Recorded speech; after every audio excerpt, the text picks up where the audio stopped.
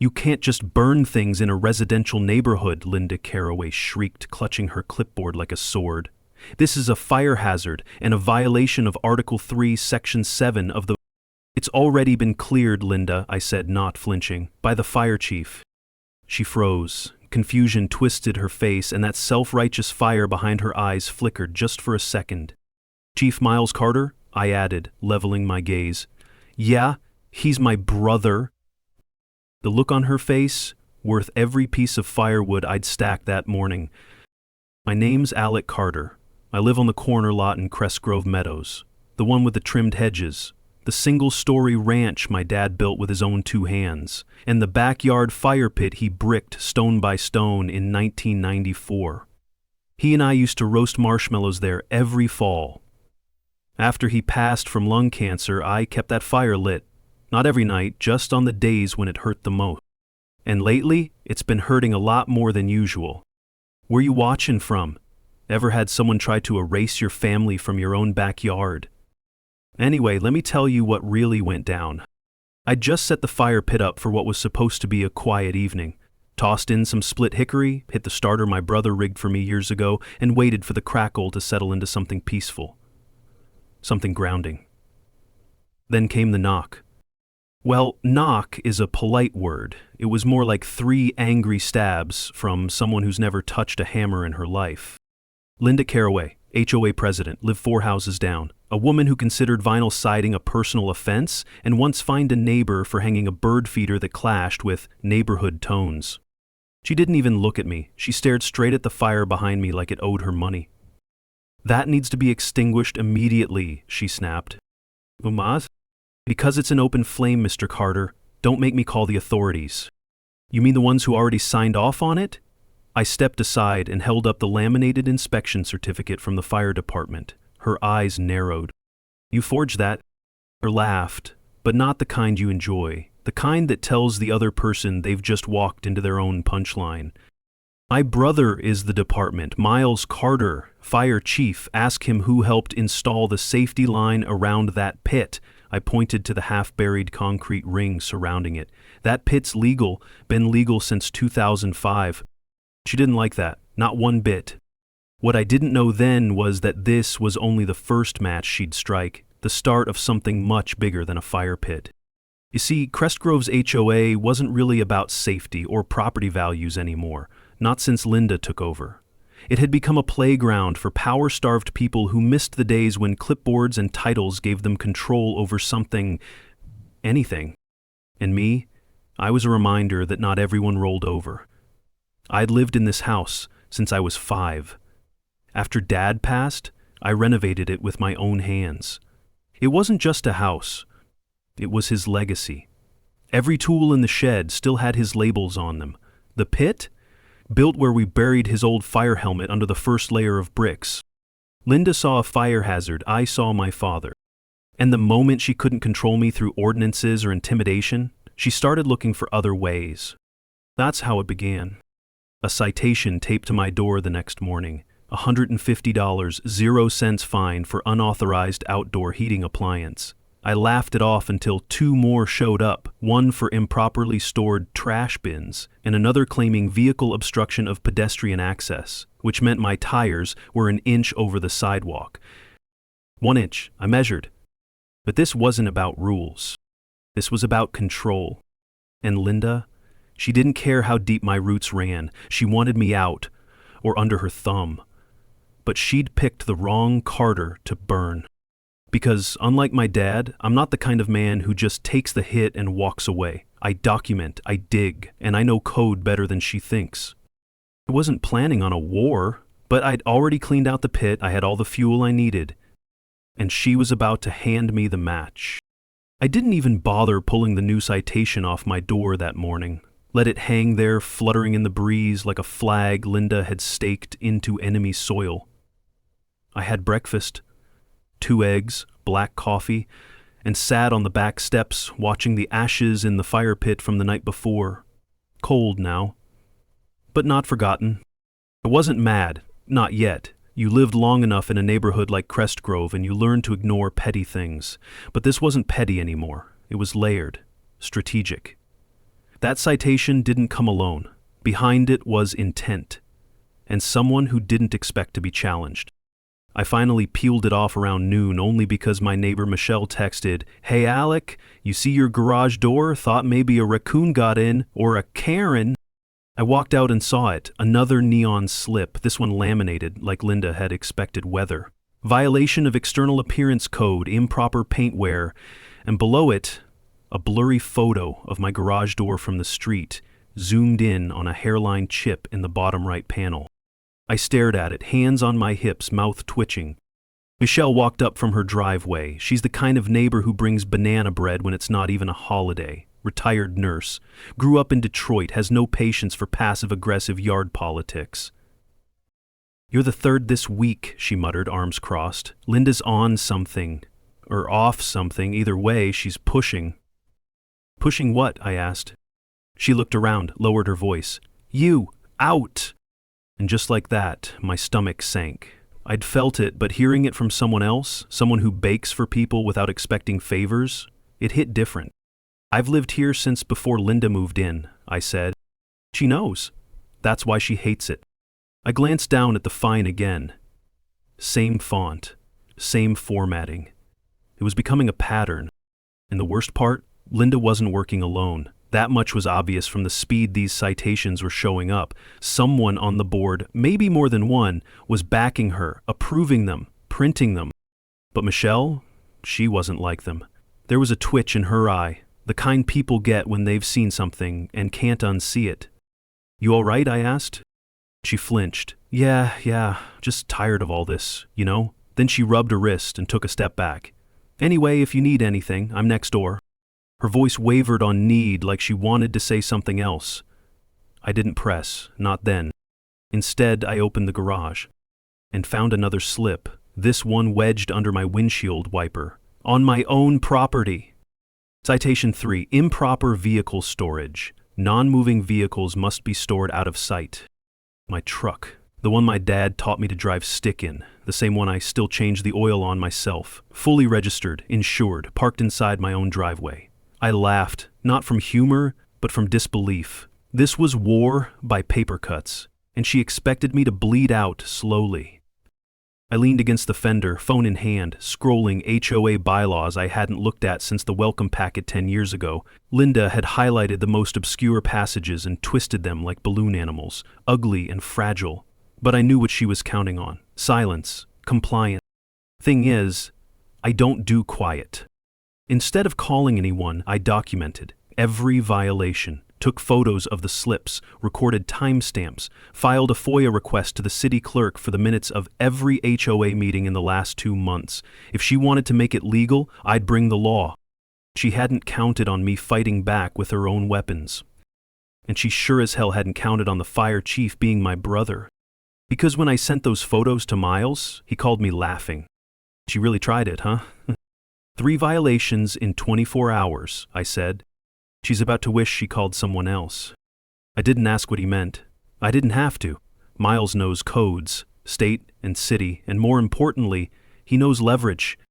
This wasn't just about fire pits anymore. Linda wanted the power, but she forgot something. The people she was stepping on had roots deeper than her clipboard. My father's bricks were still in that soil, his initials still carved into the garage wall, hidden behind a tool rack. I wasn't moving, and I wasn't alone. She'd lit the fire. Now it was my turn to let it spread.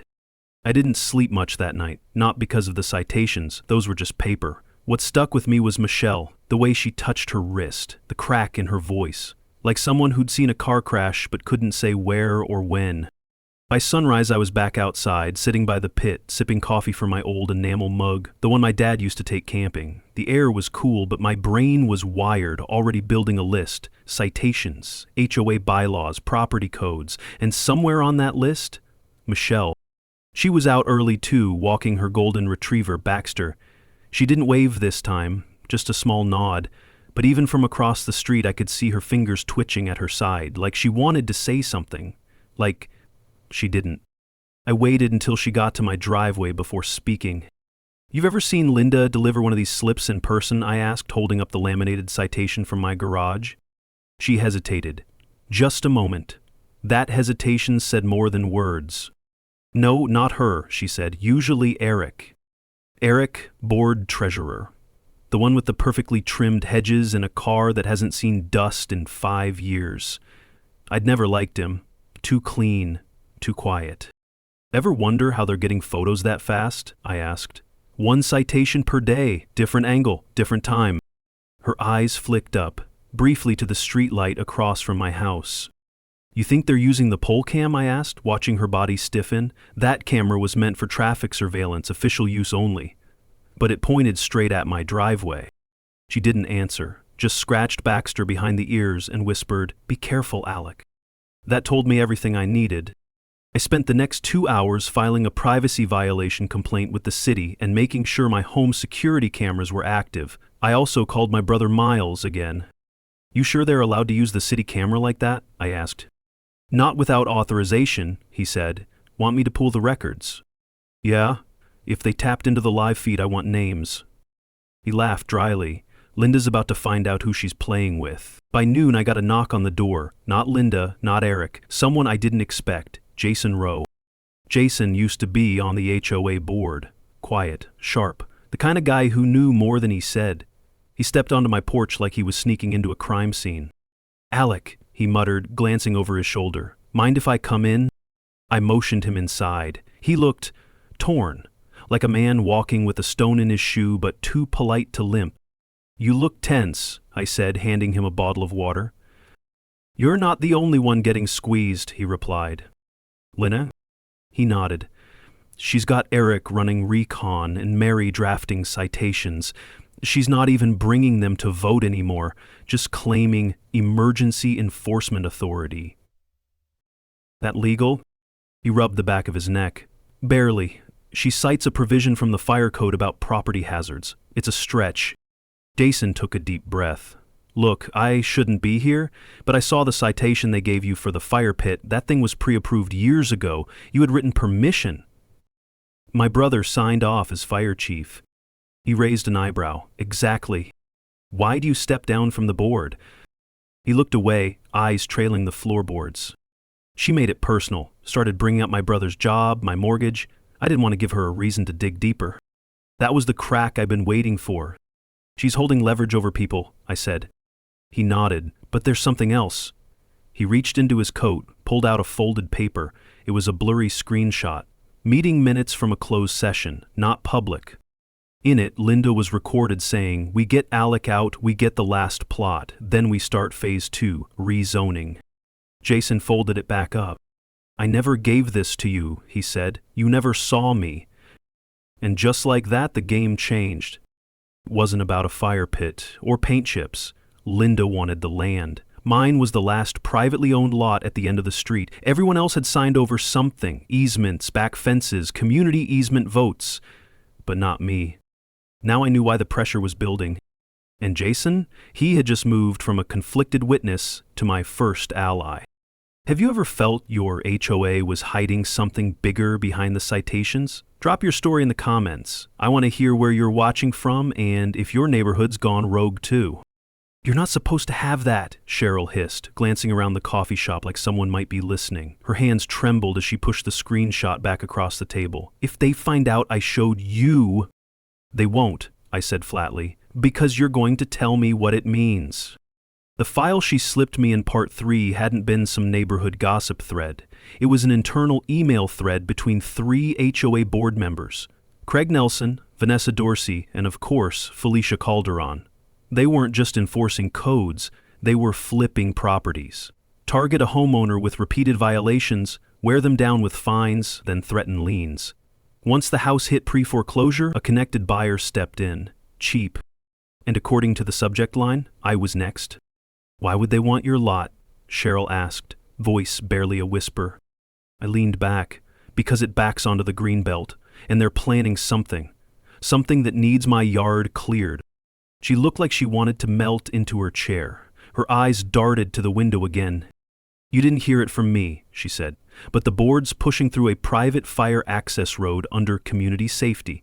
It would cut straight through your property line. Craig called it a non-compliant fire risk, but I think they're just fast-tracking a land grab." That word, non-compliant, had come up in every letter they'd sent me since I installed the fire pit my brother cleared. Suddenly, it made sense. The citations, the fines, the quiet push for a rule amendment in last quarter's HOA meeting, it wasn't about safety. It was a paper trail. They were trying to justify bulldozing the legacy my father built.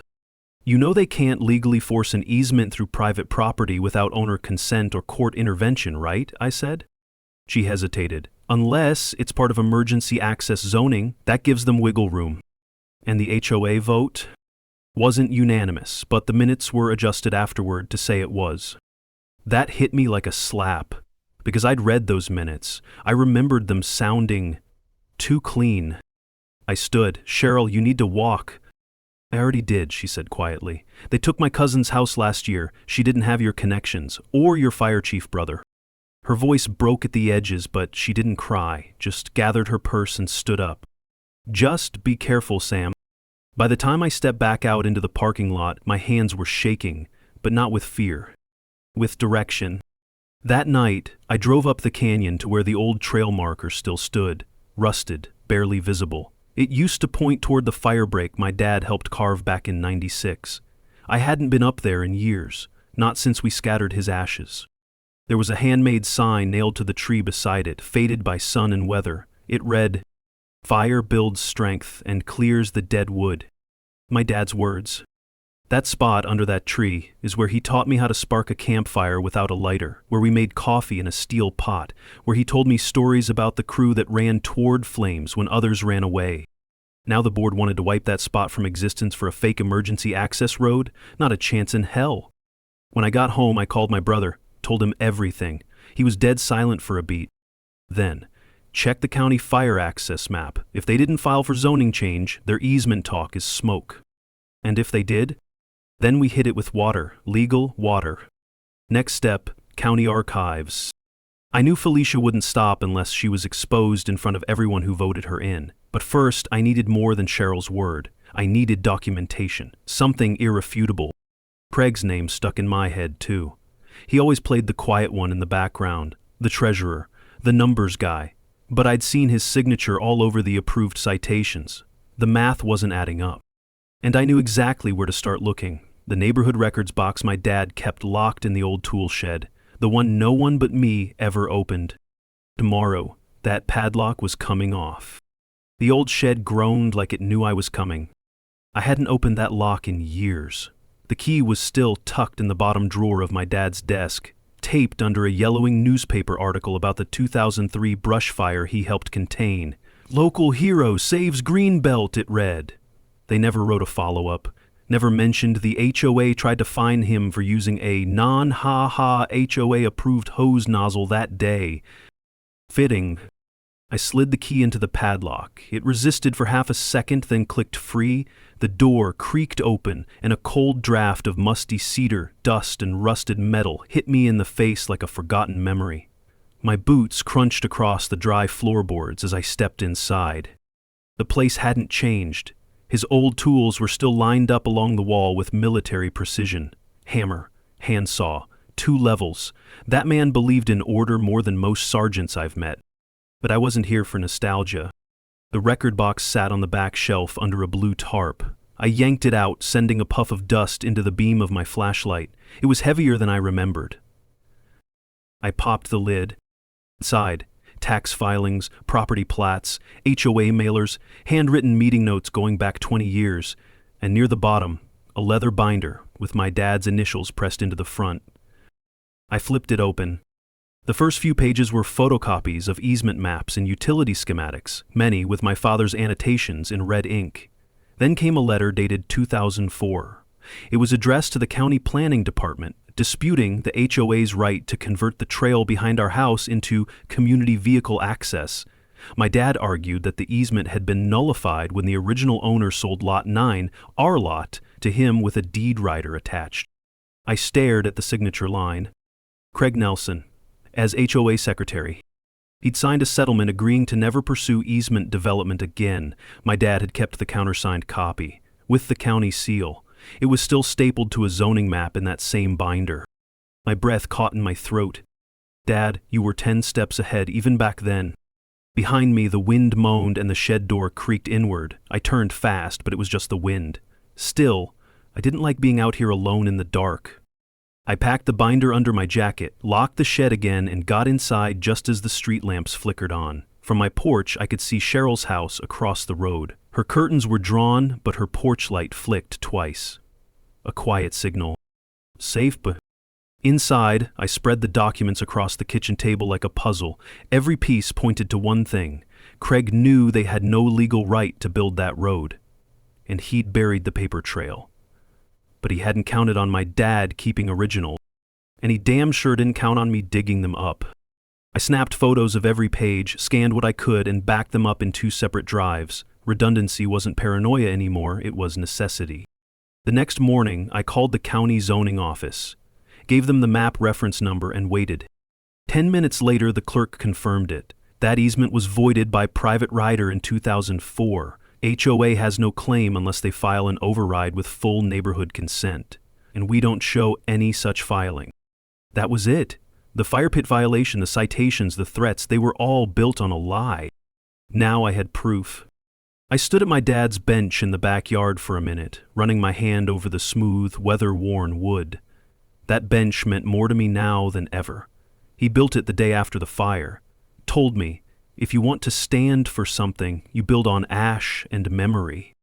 I sat there until the sky turned gold. Then I called my brother. It's time, I said. I've got the match and the fuel. All we need now is the spark. You're not going to like this, my brother said, his voice tight on the other end of the line. But Craig's already filed for a zoning variance, last week. I nearly dropped my coffee. Filed it quietly, he continued. Used an old clause buried in the original HOA charter to request temporary emergency access through your lot. Claims it's for fire safety. Bullshit, obviously. I clenched my jaw. Fire safety. The irony wasn't lost on me. The same board that called 911 on a legal fire pit was now weaponizing fire code to bulldoze my dad's legacy. I need that application, I said. I'll send it, he replied. But there's something else.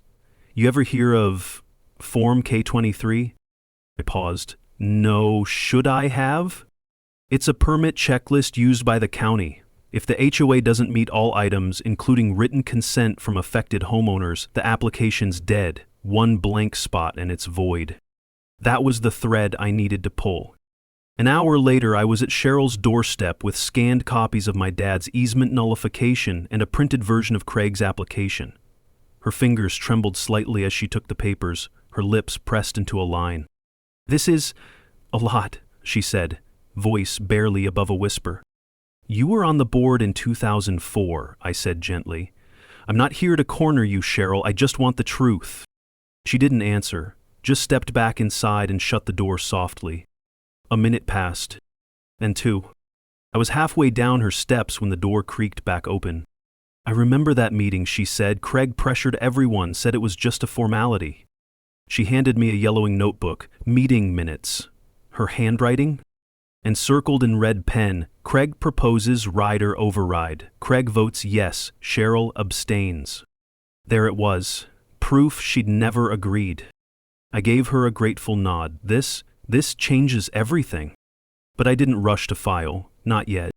Instead, I walked back to my yard, past the dry grass where my dad's fire pit still stood like a little stone fortress, and sat on the bench, the same bench he'd carved his initials into the day after the fire. I ran my fingers over the groove, faded now but not forgotten. That bench, that shed, that pit, they weren't just property, they were the blueprint of how my father fought, quietly, methodically, and with zero bluff. That night, I opened a private folder on my laptop marked fail-safes. Inside were recordings, every HOA encounter I'd had since the first citation. I hadn't planned to use them, but the stakes had changed. Next, I called Reggie. Reginald Price, retired attorney, my dad's best friend and the only man who ever beat Craig in a courtroom. I hadn't spoken to him in years. You sound like your old man, he said when he picked up. Help me how to keep the fuse dry, I replied. There was a pause, then, bring me everything, and bring beer. The next morning I showed up at his place with the binder, the zoning file, Cheryl's notebook, and a six-pack of Shiner Bock. Reggie didn't waste time. Within an hour he had a plan. Form K23's their Achilles heel, he said, pointing to a blank signature line. They need unanimous consent from adjacent homeowners to push this through. You never signed, Cheryl abstained. That voids the submission. And if they try to push it anyway? We sue for fraudulent misrepresentation under municipal code. Fast-track it with a motion to stay their access claim. It wasn't just legal, it was airtight. You still got your dad's original deed? He asked. Safe and scanned in 3 places. He grinned. Then it's time to let the match drop. As I left, I glanced at my phone. A neighborhood message thread lit up. Someone spotted a city inspector walking the trail behind my property. They were moving fast. But now I was ready. Tell me where you're watching from, and if you've ever had to protect what mattered most. Let's hear your story. All right, I said, steadying the folder in my hands. Now we play my game. After my meeting with Ron, the fire investigator, I didn't go home. I drove straight to my brother Tom's old cabin just outside the city, a weathered little place where we used to go fishing, tucked in the trees behind a narrow gravel road. I knew what I was looking for. I also knew it would either vindicate me or make me look like I was chasing shadows. The folder in my lap held copies of Craig's revised enforcement logs. They were time-stamped, but not by the HOA's software. They were screenshots, doctored.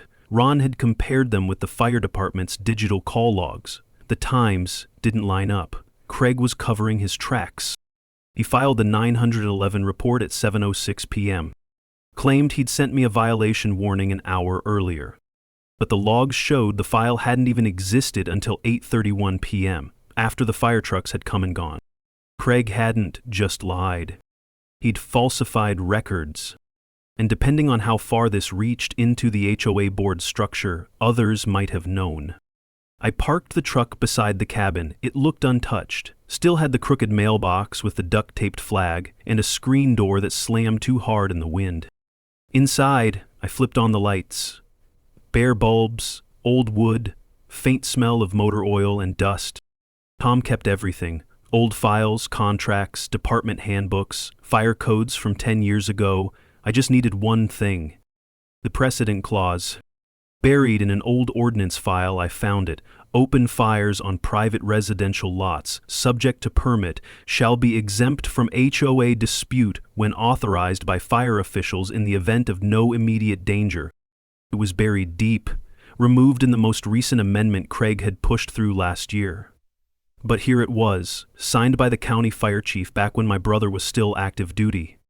Craig had erased history. He counted on no one remembering the old rules, no one digging through printed archives, no one challenging his authority. Back at the cabin, I heard gravel crunch outside. I reached for the window and peeked through the blinds. It was Helen. She stood at the edge of the porch, arms wrapped tightly around herself. Her expression was stiff, like she was holding back a scream or a secret, or both. You followed me? I asked, stepping onto the porch. No, well, yes. She didn't meet my eyes. I saw you leave in a rush and I knew where you'd go. Helen used to work under my brother. She'd been a fire dispatcher before she retired. She lived 2 doors down from me and had always kept her head down, but that day, at the HOA meeting, when Craig called me a security threat, her hand trembled on her coffee cup. She wasn't indifferent, she was afraid. I didn't know how deep it was until I saw the new language, she whispered. Craig's edits, they weren't just overreach, they were fraud. I stepped back. You saw the documents? She nodded. I helped format the first draft when he came to power. But last month, the language changed.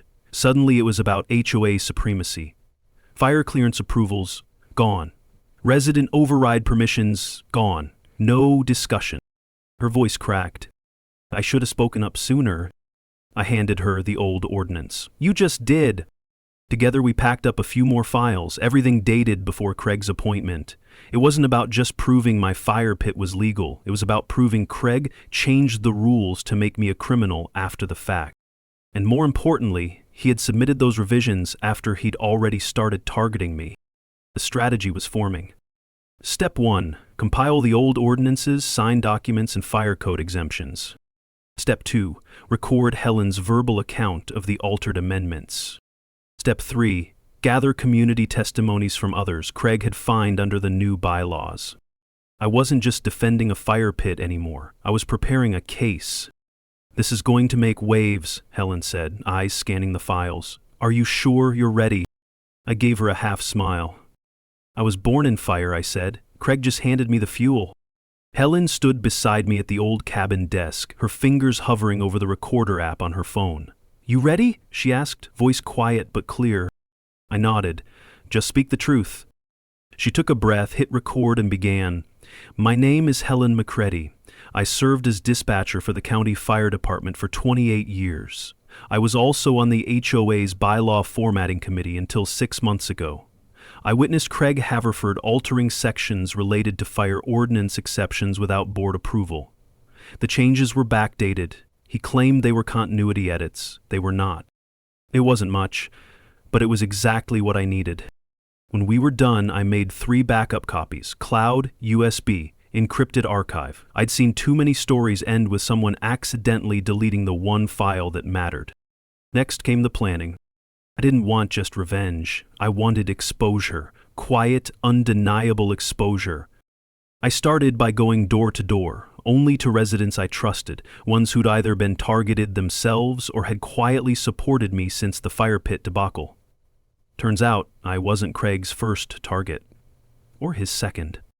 There was Ben, fined for a classic car under a tarp. Melissa, ticketed because her sunflowers were too tall. Lorenzo, told he had to repaint his front door because it clashed with the rest of the cul-de-sac. Each of them had the same reaction when I showed them Craig's forged timestamps. "He's rewriting the rulebook," Melissa said, brows furrowed. "No," I corrected her, "he's writing a new one and pretending the old one never existed." They signed sworn statements. I documented every incident. We were building something real now, not just a defense, but a pattern of abuse, and the bait came next.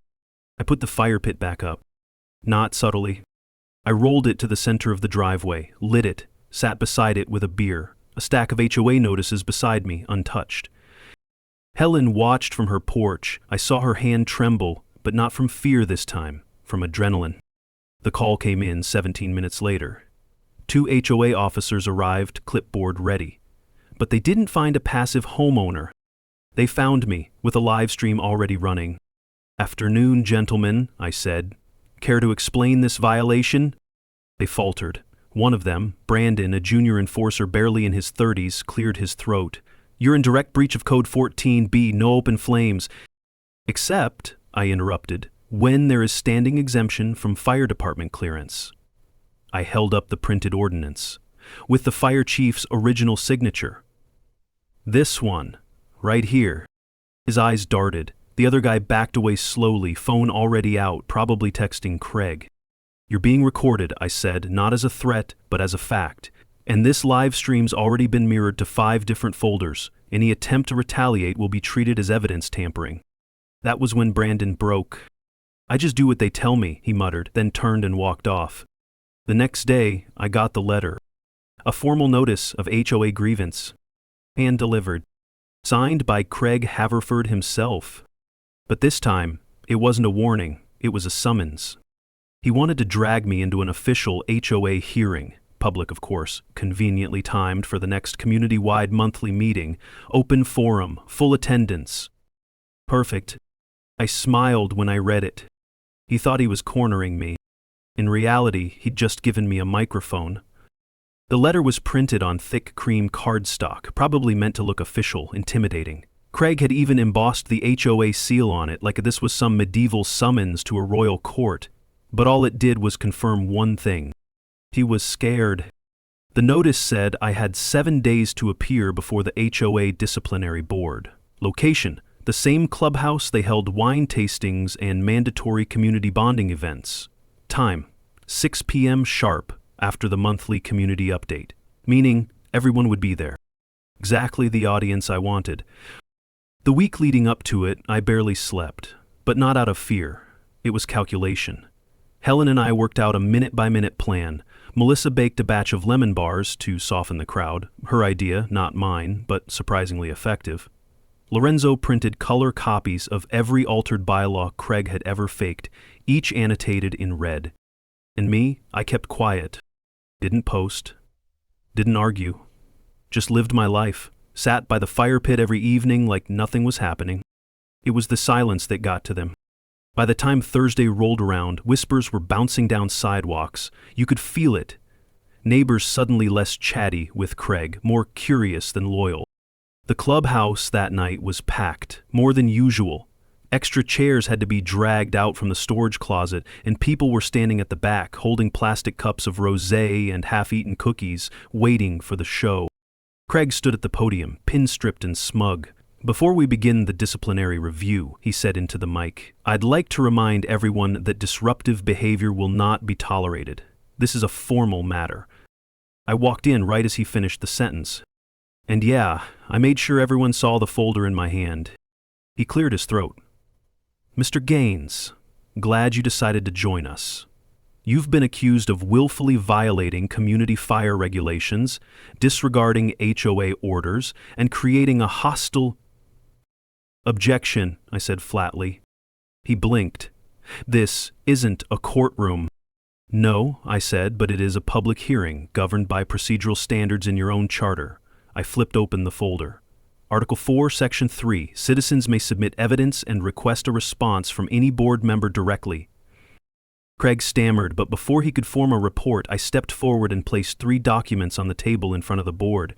One was the original exemption signed by Fire Chief Wyatt Gaines, my brother.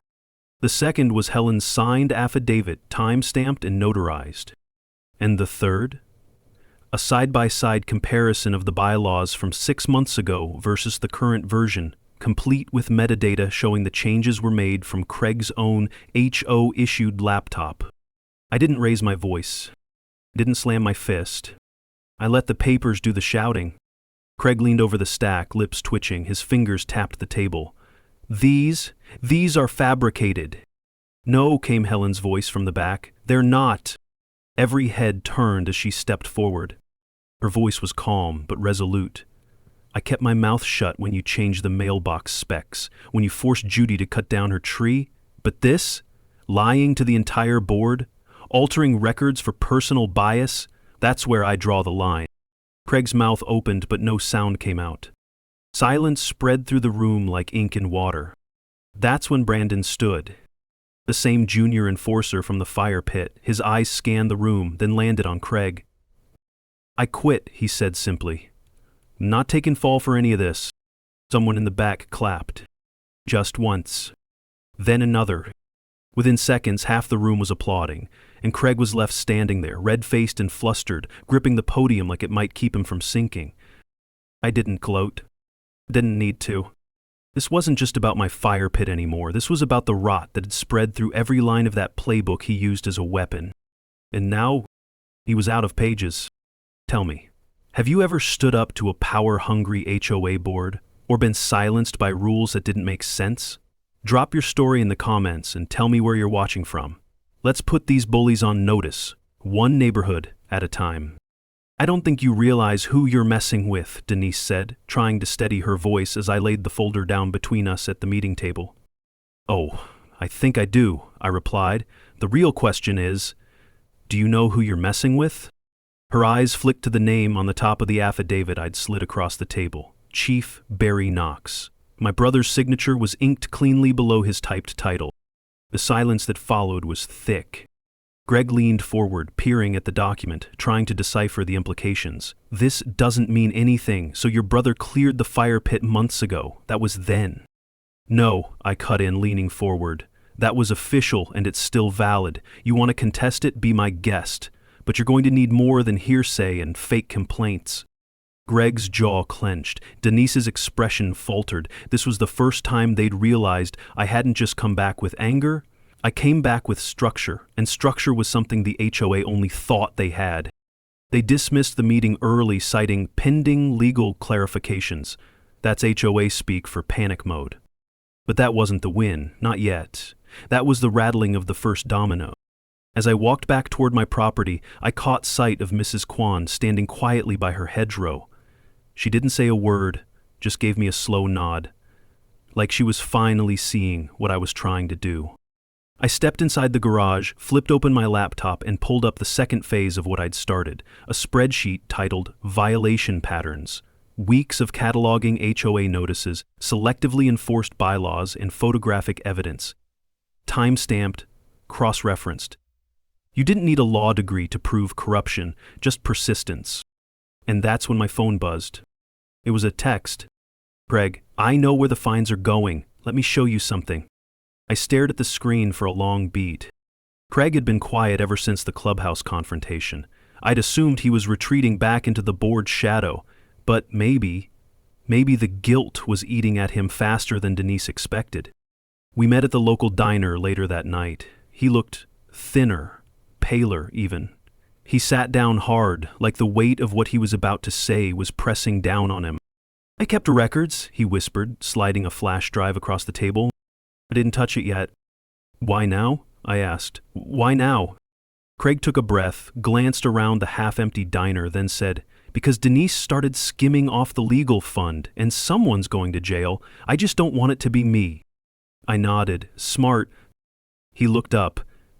"You're going to burn them down, aren't you?" I shook my head slowly. "Not burn. Expose. I want the neighborhood to see them for what they really are. That's enough." The next morning, I reviewed the contents of the drive, falsified budgets, inflated legal invoices, and, worst of all, misdirected reimbursement payments, all funneled to a dummy corporation tied back to Denise's niece. It was like watching the puzzle finally snap together. I didn't need to bluff anymore. I had truth. And now I had a witness. But I didn't go to the authorities just yet. I needed one final piece to line this up right. One big shot. I wasn't just going for damage. I wanted decapitation. I wanted the board gone, the corruption exposed, and the homeowners to see with their own eyes how their dues had been weaponized against them. Stage to do it, and I knew just the stage to do it. The annual budget vote. Next week. Public, mandatory attendance. Live streamed on the community channel.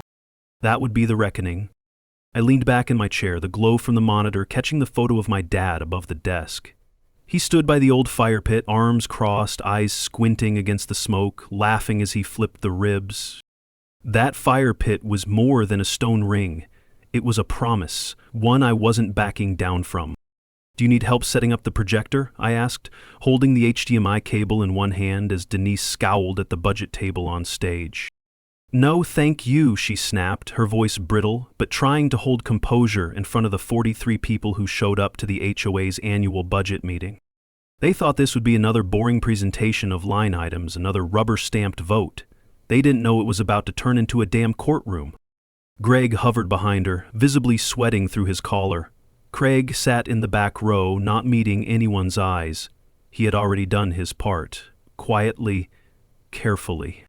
I stepped back and let them proceed with their normal dog and pony show. Denise walking everyone through the anticipated landscaping costs, drainage mitigation, and legal retention fees, all with vague language and zero itemized detail. Until I raised my hand. "Chair recognizes Mr. Knox," Denise said through gritted teeth, lips barely moving. "Yeah, just a quick question," I said casually, standing. "These legal fees, you've listed over $18,000, 0 cents for the year. But we've had no lawsuits, no official enforcement actions, and no outside counsel appearing. Mind explaining what that money paid for?" The silence buzzed. A few neighbors started whispering. Denise's mouth opened, then shut. Greg fumbled with a folder. I believe that's covered under ongoing risk advisement. It's confidential." "Confidential?" I repeated, lifting a remote and clicking the screen behind me on. A PDF filled the wall behind the board. Greg's name at the top, then a payment transfer from Mariner Property Solutions, LLC, with the same address as Denise's niece's townhouse in Daytona Beach. I didn't look at them, I looked at the crowd. "The HOA's legal fund," I said, voice steady, "was paying a shell company owned by the board president's family.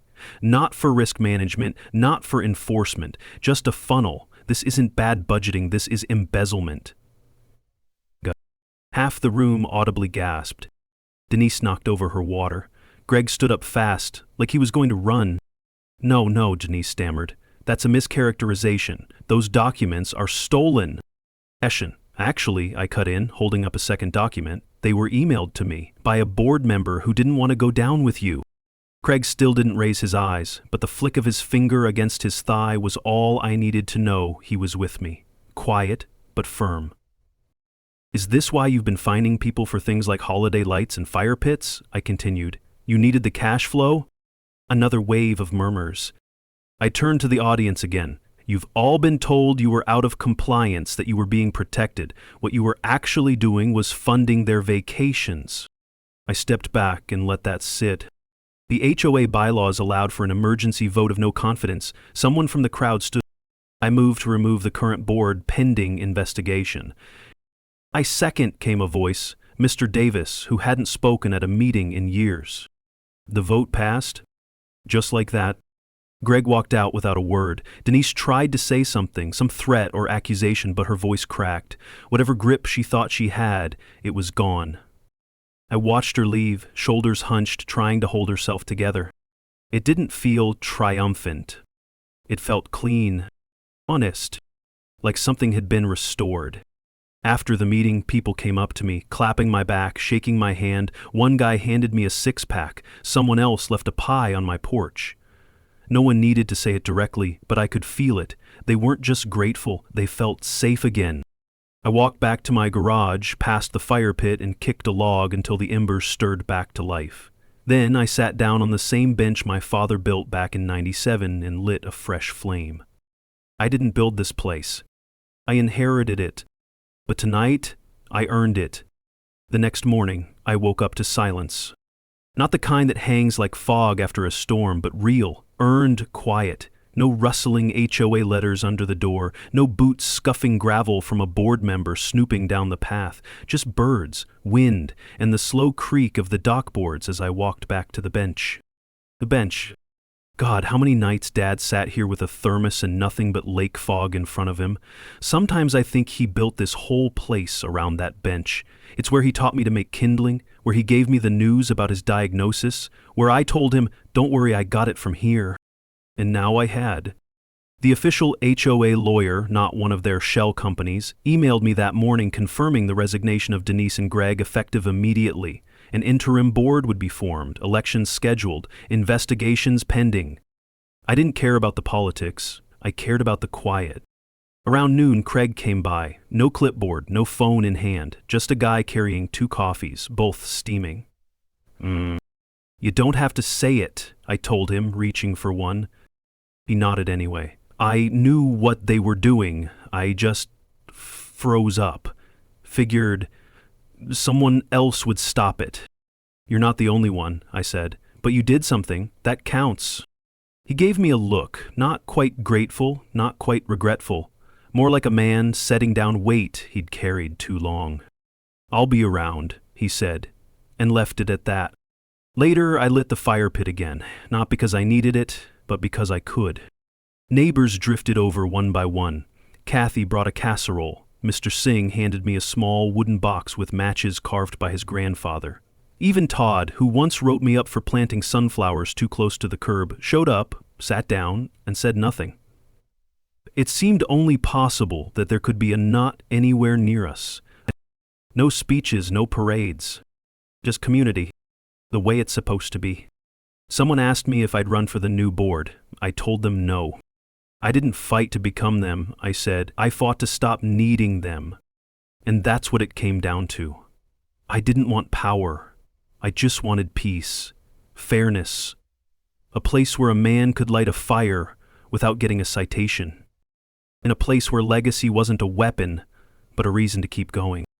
And as the sun dipped low across the lake and that old tree, the one Dad planted when I was born, swayed with the breeze, I realized something. This fight wasn't just about a fire pit. It was about protecting the kind of place worth calling home. Legacy isn't what you leave behind, it's what you protect while you're still standing. What about you? Ever had to stand up to a board like this? Drop your story in the comments. I read every single one. And hey, where are you watching from?